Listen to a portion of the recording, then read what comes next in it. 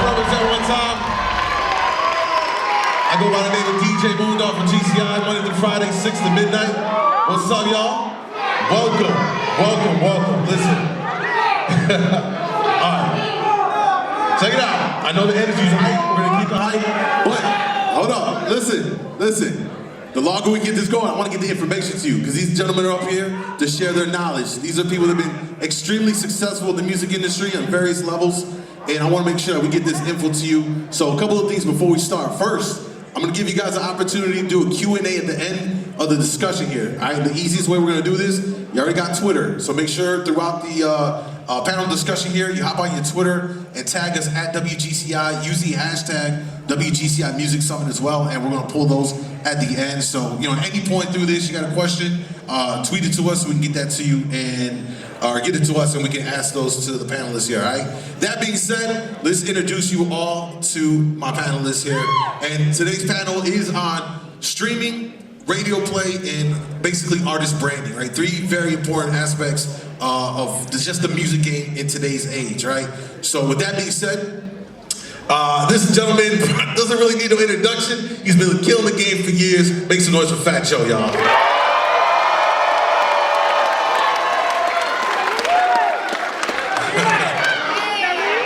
I'd also like to introduce to you all, hold up, my man Azim Rashid, who's the Senior VP of Urban Promotions at Columbia Records. I'd like to introduce to you all Keinon Johnson, the VP of Urban Promotions for Interscope Records. Also make some noise for Tuma Basa, the Director of Urban Music for YouTube. And make some noise for my man DJ Louis, who is the Program Director at our iHeart Radio sister stations in Indianapolis and Louisville. Y'all make some noise. Now that we got the introductions out of the way, let's get to the business and take notes, damn it. All right? First thing I want to talk about, when we talk about artists and your brand and all that, right? And really just how important is the artist branding in today's digital age. I'll throw it up for whoever wants to jump in first. Fair game? Louis V, go ahead, brother. Actually, me and Keinon was just talking about this. Yesterday, somebody sent a box of CDs to the radio station. CDs? CDs. I don't know about you guys, but I don't remember the last time I actually listened to a CD. So I think, you know, with branding and putting yourself out here in this digital world now, I think you need to make sure that, you know, that your digital side is extremely important now, especially with social media being the way that it is. You know, you can't be out here still stuck on what people used to do. You know, it don't work like that no more. So to get somebody's attention, such as anybody up here on the stage, including myself, you know, walking up with a CD or sending CDs, that's just not gonna work. We're gonna play that. Yeah, most cars now they become a CD player. Yeah, they stopped making them. They did. And you know what, I think this is a perfect segue for you, Joe. Just with your branding and how you've had this career that's been incredible through the years and still relevant, still banging out hits. The Yes with Cardi's fire, by the way. I love that track. Thank you, bro. So, you know, could you share in how it's played a part for your branding through the years? Branding's a whole different. See, I take it different from what you just explained. When I'm thinking about branding, I'm thinking about young artists that paying for their own music, paying for their own videos. One of the gems I could give you, like if you making noise, don't be unrealistic. If you putting out videos that got 5 niggas watching, forget about it. That's not gonna happen. But if you got a following behind you, a good thing you could do is you could go to like different businesses, like when you're gonna shoot the video and you tell them, listen, we could put your bags in the store, or maybe we walking out your sneaker store, but we need $5 grand so we get invested in the video. Or you might want somebody else who own a business in the community who want to get that exposure. That's what branding is to me. You can use that money to help you fund your project. So always think about cross promotions. We here right now, we giving you game, but AT&T is with us too. They cross promote. You see that? Yeah. All right. That's perfect. I gotta say though, like at least on the business side, branding is your resume. So if you think about your brand, like the first thing we look at how you look, how you dress. When we hear you, what do you sound like? What's your message in your music? So in keeping things consistent, like your resume, that's your brand. So when you walk out as an artist specifically, when you walk out to the world and you want people to listen to you or watch you or see what you have going on, they're watching all that aesthetic. So your brand is what they see. And that goes, especially in the digital age, that goes everywhere. When you post something that's not consistent with who you are, let's say you're from the south side of Chicago, and you're saying you do this, you do that, but everybody in the room know you, and they know that's not who you are, your brand is off. Authenticity is and Joe's a great example. Authenticity is what your brand is. So who you are today, where you're trying to go, and the message you're trying to put out to the universe, that's your brand. And you need to be consistent with that. Not that it can't change, not that it can't evolve, but you need to be consistent with that. So when people look for you, when I'm looking for Drew Harley, I know what I'm looking for. Light-skinned, bald-headed dude from Chicago. That's who he is. I'm looking for him. And and every time I see him, he's consistent. And I know what I'm looking for. So your brand is your resume, and it can be virtual, it can be digital, it can be physical. Okay. Yeah, absolutely. China. Your brand is also your story, right? And a lot of people think their story is their bio. Oh, I grew up on the south side, my mom kicked me out when I was 16, etc., etc. Your story is what's happening, and it's hitting all the different corners and making people care. And care is the key word, making people care. If people don't care what happens to you or about your music or what's going on, right? Nothing will happen. You're just going to be knocking on nothing will ever happen. But if you make people care, if they have what we call it in music programming, outcome sensitivity, right? Outcome sensitivity is like if you care if the Bears win tomorrow, right? So you care about the outcome, right? So if you care what the jam of the week is, etc., or if something gets added to WGCI, that's outcome sensitivity. So what happens is this, you have to do the same thing with your story, with your career, where people care what happens next because they know you, their buy-in is with you, not with your song or with your project, because that's going to go away. The shelf life of that is going to disappear. With you. And let me ask you, because then I'm going to go to Keinon on the same question, but in relation to that, what are some of these mistakes, common mistakes that you're seeing artists making that they can, immediately address to correct some of this and improve what they're doing? I'll stick with the story theme, is they don't move on. So what happens is this, I spent my career as a music programmer, right? So that's like a PD, like with Johnny D and stuff. And what happens is if you're really about it, right, you're gonna have more, right? So basically, when something's not working, people don't move on. They just keep. So that's just like a story. Let's take the story arc, right? In a movie or in anything, in a book, whatever. If it's kind of hits a thing, what you're gonna do? You'll pause it. You're not gonna keep watching it. This is the day and age where I can go on YouTube, I can go on Netflix, I can go on Apple Music or Spotify, and I can skip it, right? Yep. I don't have to. So the people have choices. So what you have to do also is give people choices, and when something's working, you build off of it. When something's not working, you let it go, and you have something ready, and we call that. And then what? You see what I'm saying? Right. You have the and then what ready. I'm sorry. Absolutely. Keinon, what was your take on this? I mean, I think a lot of these gentlemen said a lot that I would have said already, but I'll say this from my experience in the business. I've worked with a lot of amazing artists, but the ones that have the most longevity in the game and still are succeeding to this day are the ones that their most authentic selves. The Kendrick Lamars of the world, the Mary J. Blige of the world, the Fat Joes of the world. At the end of the day, you gotta start out being the person that you really are and cultivate that over time. Because oftentimes you see people chasing what they see as a fad or what they see working for someone else, but it all comes out in the wash. And when you get found out, it's over. So you gotta be your most authentic self from day one and grow from there.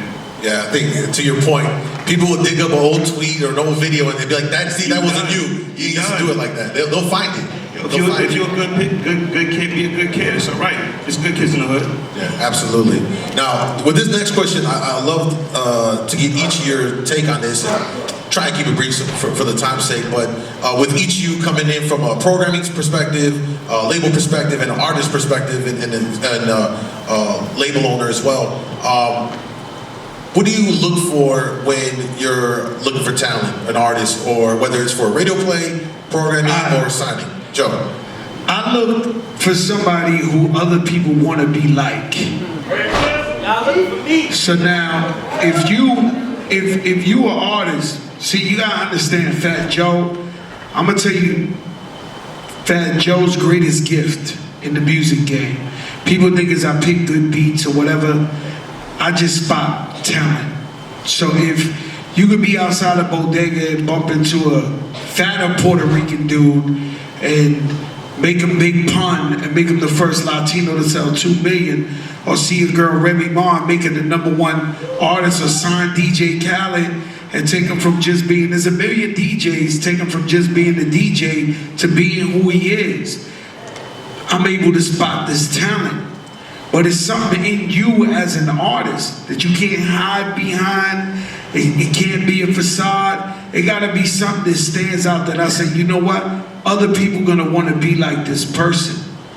And that's most important. Another thing is charisma. I wanna get back to like your brand, right?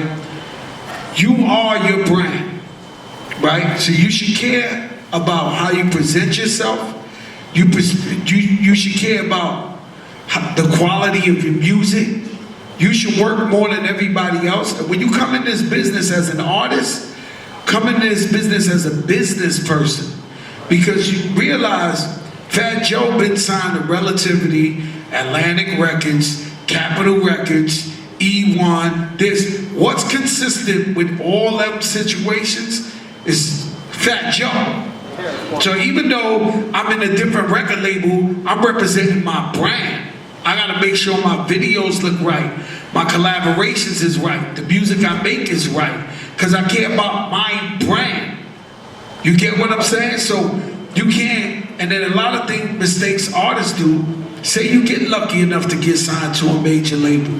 Then you go and you get down with the major label, you listen to everything they say. I'm not telling you to argue with them, but you go through there, and the next thing you know, say 2-3 years from now, you ain't as hot as you supposed to be, and they drop you, and you got no game. You don't know what's going on, what's a big show, what's a playlist, what's a video list, what's a this, then the joke's on you. If you walk in this road and you don't realize what all the business is, because you gotta see, look, this is one event. I heard him say, yo, where's the artist at? The whole fucking place went crazy. You are all artists. God bless you, but let me explain to you the reality of that. It ain't but 15 players on an NBA team. It ain't but 300 players in the whole league. There's people playing in Africa right now trying to get in the NBA and get that 300 slot. There's people in Asia playing. There's people in Spain playing, in Europe playing. Everybody want that slot. So you coming into a game where you like, yo, I'm the one. I get in the slot, this and that. And I'll tell you another thing for a best friend out there. And I want to be as encouraging as I can to everybody. But I'll tell you one thing. If your man rap or your girl rap and she whack, tell her the truth. Real truth. I got family members. Sorry. I got family members. I got nephews. I got best friends sons, this and that. Yo, look, bro, I love you. I'll give you a job somewhere. I'm not gonna waste my money on you, B. You're not nice like that. And some people be delusional and shit. No, they really do. They really be fucking delusional. And then it's unfortunate because you love this person so much. Say, damn, but that's my Fat Joe, man. That's my fucking cousin, bro. Yo, but you whack, my nigga. I got my mother, my father, everybody on my ass. You can help out Johnny. You can help, yo, bro. You gotta be real with yourself. That's the realest thing. Be real with yourself. I'm not gonna take all the time. I'm gonna give you one more story. And who saw Rhythm and Flow? So if I came across as maybe slight asshole, I'm gonna tell you why, right? When I came up in the game, I I came up, I went to the Apollo Theater in New York, Harlem, similar to this. And they boo you off the stage if you trash. I won 4 weeks in a row. I was Fat Joe, so it was like three Fat Joes like this. I used to take my demos and sneak in the record labels and walk up 31 flights of stairs to play the demo to the dude, and the dude look at me in my face and be like, "You're trash." And I gotta walk back down them stairs.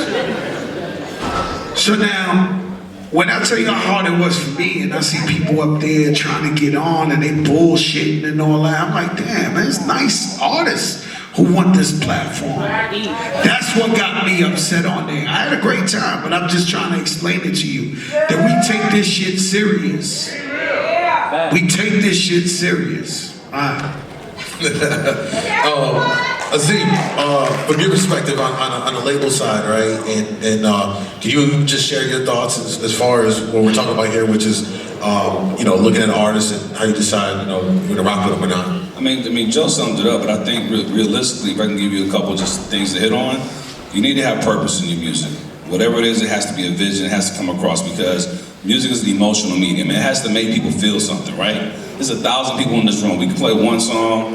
250 people gonna feel one way, 250 people go another way, and the other 500 like, it's trash. So that's the first thing. So the music has that purpose. It has to touch somebody, right?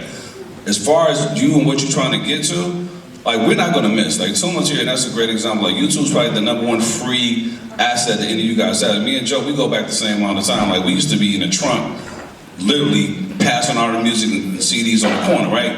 You guys just push the button now. So when you say you're the hottest, you might think that, and to Joe's point, you might need some better friends around you to tell you the truth, but we're not gonna miss it, because what you guys have in the digital age, which we didn't have in the analog age, is instantaneous access. So what we're looking for, I can speak for all the executives in the room, and even ones who are not here, we're looking for something that cuts through.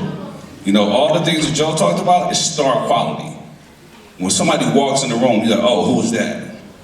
Male or female? You wanna be their friend? You might want to be in a relationship with them, but you want to be attracted to that energy, to that light. That's what we look for. The music is all about sustainability. The one-hit wonder records, that's cool. Listen, we're in business, so we definitely want the hot microwave thing, because that's today. But who's going to be here 20 years from now? Where's Mary J. Blige? Where's Jay-Z? Where's Fat Joe? Who's the next one of those? Because that right there, that what sustains the business. So we need new artists, and Polo G's from here, and he's gonna have a great career. Great example of a kid who's working hard every single day. Some of y'all might know him. I ain't know him from a can of paint. I just met him 6 months ago.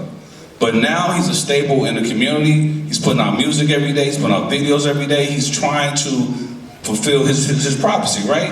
You have to be on that grind. Like, you guys have an opportunity where it took us 5-7 years to create a catalog. You guys can do it in a month. You put out music every single day. So what the labels are looking for is consistency in the music, the sound, the vision, the purpose, but more importantly, we're looking for that thing that everybody else doesn't have. And Joe said it right, there's 7 billion people on the planet. Let's assume that 1 billion of them want to be artists. You're one of 1 billion, all competing for a slot. On the playlist, GCI has 40 current records. Of those 40 current records, only 7 of them are brand new songs. So if 800 of you guys are artists, you're trying to get 1 out of 7 slots this week. So it's an intense game, and it's about persistence, it's about purpose, and it's about preparation. If you're not prepared for the long run, every overnight success is 10 years in the making. I say this every year on these panels. Every overnight sensation is 10 years in the making. So if you don't have 10 years to give to get to where you want to go, unless it could happen faster. But 10 years, if you don't have that to give, do something different. And kind of piggybacking off what you said about 7 slots, just to keep it in perspective, 7 slots compete against all the other new national artists that the labels are pushing, right, to the radio. So you're competing against not just people in Chicago that are hot, but all the new hot cats that are busting out of Atlanta, New York, and all that stuff. Just give perspective. I got 7 slots my damn self. Right. I got 9. Exactly. So just to put that in perspective, or actually just kind of perfect segue, actually, there's always this conversation. I came in radio right when everything was shifting into the digital age. Like I came in the digital age, right? So I wasn't in like the old school radio era and all that stuff. But I do know that back then radio had all the power with you know, songs and exposure. That was how you got exposed, right?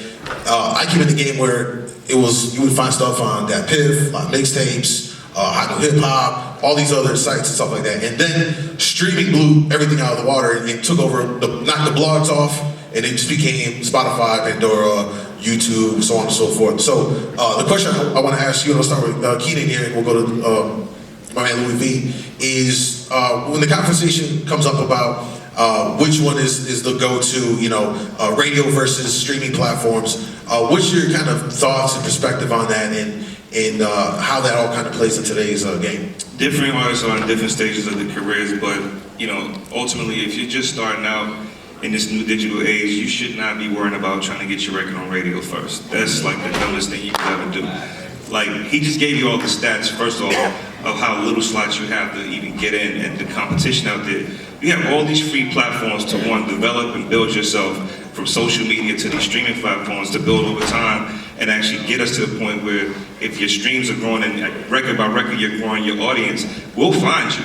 And these are free platforms that you can use. So at the end of the day, it goes back to your initial question. The branding on the social media platforms that ultimately get you in front of people initially. Then the music, you attach that to it as well. And as you grow the music and the audience and the branding, we find you.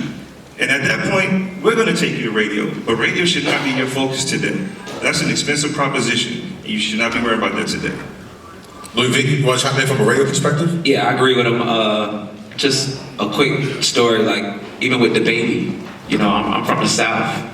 I knew of the baby before the world knew of the baby. He was baby Jesus back then. So by the time he got to me, you know, I think our jobs are is to really make them a superstar at this point, because the hard work was already, you know, pretty much put in before in the grind, you know, with the streaming and getting your brand out there. By the time radio gets to your music, it's like, okay, it's time to take flight. And we saw it before it got with Interscope. Like, I saw that happen, you know, and once he got with Interscope and then it got to radio, it was like out of here, you know what I'm saying? And just to go back just to the last question just for a second, like, you gotta put yourself in position to be, or your music to be a need, not just a want. You gotta get what I'm saying? Like, anybody could want what you got, but it's different when you need it. Like the baby and Megan Thee Stallion, that was needed at that time. You know what I mean? It was time for something else to go on. So put yourself in position to be a need, not just a want. Anybody can want your music, but if I need that right now, we need that sound, it's gonna take flight. Absolutely. And Tuma, I always want to give you a Tuma, because you know, Tuma invented rap caviar on Spotify. Right, you know? right. So I think you give. Well, just a few things, right? And I want to say this a little bit what everyone's been saying is, I was once an artist also. Joey, did you know that? Nah, y'all Tuma don't do that shit. We just learned that today. Fuck Tuma. Wait. This is important. This is very important, right? My name was Tuma B. I was a rapper, right? In Zimbabwe. In the 90s, early 90s, this is 91, 92, 93. I used to get spins on ZBC, that's ZBC. ZBC is Radio 3 in Zimbabwe. But what happens is, at that time, there were no opportunities. There was no pipeline. I was all the way across the ocean. I moved to the States to come to school, right? And I realized, I was in Iowa. This shit is not gonna happen. It's just not. I was going to school in Iowa, right here, 3 hours from here. Right? University of Iowa. This is not gonna happen. There's no opportunities here. There's no A&Rs here. There's no magazine editors here. The retail there didn't matter in terms of hip hop, etc., etc. So I chose, I love music and I would do it for free, right? And this is a key word, free, right? Because these platforms, what you just said, they're free. So if you love this shit, you're gonna do it. You're gonna do it for free regardless. But now this is where the issue is. And I'm gonna get to streaming in a second. Monetization.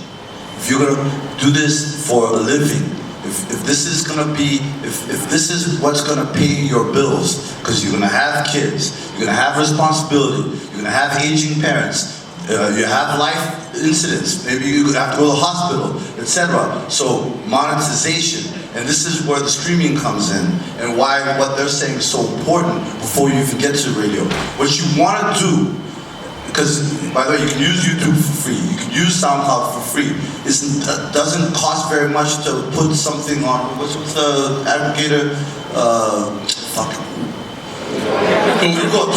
TuneCore. Doesn't cost very much to put a record on TuneCore and get it on Spotify or Apple or Tidal or Amazon or YouTube Music, etc. So you can do this for free. Now, back when we were coming up, you couldn't do this for free. It costed money to buy CDs. It costed money to go to the studio. We didn't have home studios or laptops where we could produce stuff. This didn't exist. So you can do it for free. So that's why I never feel sorry for anyone in this room. Never. Never. Because I know exactly how it was, right? And I know how it is for people overseas. And that's part of the reason I cheer for when I see artists coming from Africa and what's happening now. It's because they didn't have the opportunity ever, right? Ever. We're talking about Chicago. Chicago, you can still drive to New York, or you can still go to a WGC. That shit did not exist. Right? And so right now, YouTube or SoundCloud has created a whole lot of competition, right? Because the rest of the world, and if you think people in the States are poor, try to go to Africa, right? And you're gonna see that people's like, wait, all right, I need to get off that soapbox. Monetization, putting yourself in a position of strength, getting your music, getting it to the right people, figuring out how to make money off of it. YouTube, a lot of people get paid off of YouTube. A lot of people getting paid off of when people stream their thing. You're building the brand and you're building the story. You're creating demand, actual demand. Because if there's demand and it goes to Chicago or Indiana radio station, to GCI or etc.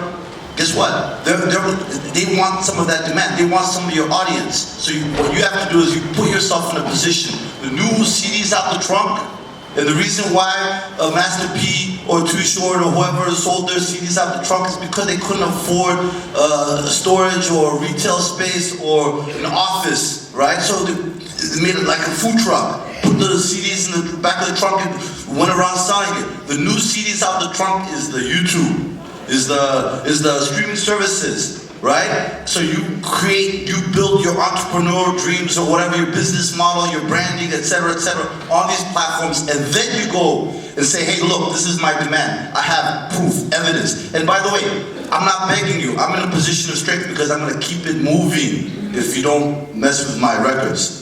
I'm sorry to say that, but if you do that, you don't have to beg. They'll come find you. To Keinon's point, they'll find you, and that's the beauty of the digital age. I have a different concept. Talk to them, Joe. Oh. I've been independent for 15 years. I own my own masters. I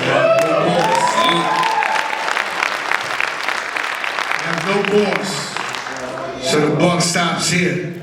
So when you see the videos, Fat Joe put up that money. You see whatever radio expenses, whatever everything they gotta go with promotions or whatever the case, Fat Joe put up that money because I believe in myself, right? So now, I got tired, and no disrespect to the labels or nothing like that, but I got tired going to somebody who was the president and asking them, yo, you gonna push my record? You're really gonna work my record at radio? You're gonna really, so you know us as artists, we put our life, our passion, our emotions into the music. But I gotta go to this guy to tell this guy, could he push my music? And then when I realized he wasn't really pushing my music, I said, you know what, I gotta take control into my own hands. So me personally, I love the fact that I'm independent. I love the fact that I own my masters. I love the fact that when I die, somebody might want to make a Fat Joe movie 20, 30 years later, and then my kids or my grandchildren will be eating off that. So I always seek ownership. It's just my advice. I'm sorry. What I was alluding to is the economy that someone's talking about is people get into this business want to be famous. And that's not what it is. We got into it for the love of the game. And you gotta have love of the game. If you want to feed your family, there's a whole economy out here that has nothing to do with being on the radio or being on TV. You can actually make a crazy living, probably make a better living than a lot of guys in position if you just stay on. Hey, you can be like these guys and get rich. You don't gotta be an artist. You Right. can be like these So behind the scenes, that's my thing. Like, what's behind the mic? Who are the guys that are behind the scenes making stuff happen? But for the artists specific, because I know there's a lot of artists out there, don't worry about being famous. Worry about providing a resource, which is your music, making people happy that will then pay for that experience. The experience of hearing you, seeing you, buying your merch at the very top. But there's 1,000 people below that. And you I got a problem with the word "put you on." Talk to Put them. me on. I got a problem with that. I'm being honest with you, man. You gotta put yourself on. Put yourself on. So, go ahead. So we'll make it quick though. I want to squeeze in. This is very realistic. Put yourself on. That's what's happening right now all over the world. True. Right now, all over the world. You know why the South blew up when it blew up? Because the South didn't have opportunities, and the artists in the South are very much like Fat Joe, where they'll connect with you one-on-one and learn the game and figure it out. And that's what's happening. If you go YouTube or global, so when you go to Latin America, they have PhDs on our platform. They'll be telling, we went to Nigeria, they were telling us stuff about our platform, and we're like, what? Oh, like learning. I'm talking about high-level tech guys. We learn because they basically go in. So I'm just kind of giving you a heads up how competitive it is. It's not just the several hundred artists in this room or the several million people in the Midwest. It's a whole world now. Go ahead. No, go ahead. Just expounding of Joe's part. The dream does not work unless you do. Wow. The dream does not work unless you do. This man has been in the game 25 plus years. He don't have to be here today. He don't have to be here today, but he's still doing the fucking groundwork. He's still doing the street team ground level shit to be in front of y'all today and give y'all jewels, but also converse with his PD that he needs to talk to, that he knows is going to spread his gospel to the rest of iHeart tomorrow or Monday. He's doing the groundwork. So if you ain't really prepared to get out here and work, his approach might not be for you. You may need to be at a label because your ass might be lazy as shit, but talented as shit too. I'm gonna give you some good news. Don't say that. I'm gonna give you some good No news. lazy ones. No lazy artists. I'm gonna give you some good news. Chi-Town got a lot to say. And historically, this has been a big musical town. Historically. And because we facing so many adversities out there. This is where hip-hop was born in the Bronx, where we didn't have shit. So we had to make music and talk about it and complain about it in the music and talk our shit. And you guys are going through more shit than anybody in the universe. So I do not doubt that there's no future legends in this audience. In fact, I know you're in there. But you gotta fight for it. You gotta fight for it. Even Fat Joe. They say, yo, Fat Joe, why you have longevity in this business? I'm gonna tell you why. There was plenty of rappers that were way better than Fat Joe in this business, but they gave up. And I didn't give up. So when they say, yo, Joe, you done, I had a dude tell me I was done. That was about 30 hits ago. Like he was like, what? Somebody I was cool with was like, yo, you done, B. And then we dropped Lean Back, pun their heads out. But I'm being, that's like, y'all was kids when Lean Back was out. Right? You still leaning though. Oh yeah. Fuck yeah. So, don't get me hyped. That's what the music is at right there. Listen.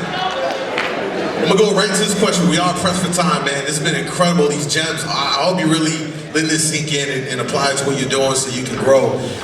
One last thing, I think this question from the audience via Twitter perfectly kind of recaps all the points and comes into this one, which is then as an independent label or an artist, kind of ended off talking about monetization. Well, and I kind of want to go quickly through each one of you. We'll start with my man Louis V at the end. What are some of the ways they can monetize what they're doing now, you know, just with the music? Just keep being creative right now, man. You know, it's a tough game, like you said. Everything is real, like, competitive. So right now, you gotta just stay creative and make sure, again, your music is a need. You know what I mean? Make sure it's what people need, not what people want. You know, make sure you have a message behind it. Make sure you're just not putting it out there and stay around honest people that's gonna tell you the truth. Like, if it's trash, it's trash. You know, you gotta be able to take that. That don't mean stop, but take that. You know what I mean? And adjust. Keinon? I think being an artist is all about knowing your audience, finding your audience, building your audience. So once you find your audience and you build it, it's on you and incumbent upon you to monetize that. What do I mean by that? Getting them to come to your shows, making merch for that small audience, making special edition merch for that small audience. And as you grow, you make new merch that's different for that next level of audience. You know, at the end of the day, you can make money online, you can make money on merch, you can make money on tours. It's a million ways, like, kind of like what Joe was saying, what Tuma was saying. I feel sorry for nobody in this audience. Y'all got the most opportunity in the world to make money from your motherfucking bed every day. You just gotta get to it. Find your audience, establish it, build it, monetize it, period. Joe, making money, artists, like even indie labels? See, And I'm pressed for time, just by I know you are. I've been talking a lot. Hey, it's Johnny. Johnny gonna throw me out. He's already giving the hand sign. We got the licking later. Chicago licking. Shout out Coffee. Listen. So, bro. Okay. At the end of the day, believe in yourself. Never give up. You gotta realize these clothes that we all wearing right now, somebody thought of these designs 2 years ago. 2 years ago, somebody said, yo, that's gonna be the hottest shirt in 2019 in November. Them hats, somebody thought about that 2 years ago. When you're an artist, you gotta hear what's going on at the time, but you gotta think ahead of them. And you gotta think about what's gonna be popping a year from now. Because by the time your joint even get popping, say you went streaming and you made enough noise bubbling and streaming before you know it, then it becomes a record that might go to radio. It's out for a year, right? That Bodak Ghetto was out for a year. The Baby, all that shit was out for a year. And it just kept bubbling and going. So you gotta think ahead of time. You actually, you know, this music shit is like a miracle. Music is life. I'm being honest with you, life ain't shit without music. Right, so music is like a fucking miracle. So I can't look at my wife and my kids and guarantee them that I'm gonna have a hot record next year. Because it's almost a miracle. So you guys just think ahead of time, ahead of the curve, and outwork everybody. You gotta outwork everybody. That guy, Johnny D, in my day, he wouldn't have been able to come out here and show me his face. Because I would be harassing that guy every fucking day with a CD, cassette, whatever, you know, to put me on. You irritate somebody enough, they're gonna turn around and say, let me hear this shit. I'll be very brief. Yeah. So 2 things I want to say. First of all, and again, I don't want to be the dream killer, but I want to be very real with you because this is a real business. This is real shit. Desire does not necessitate ability.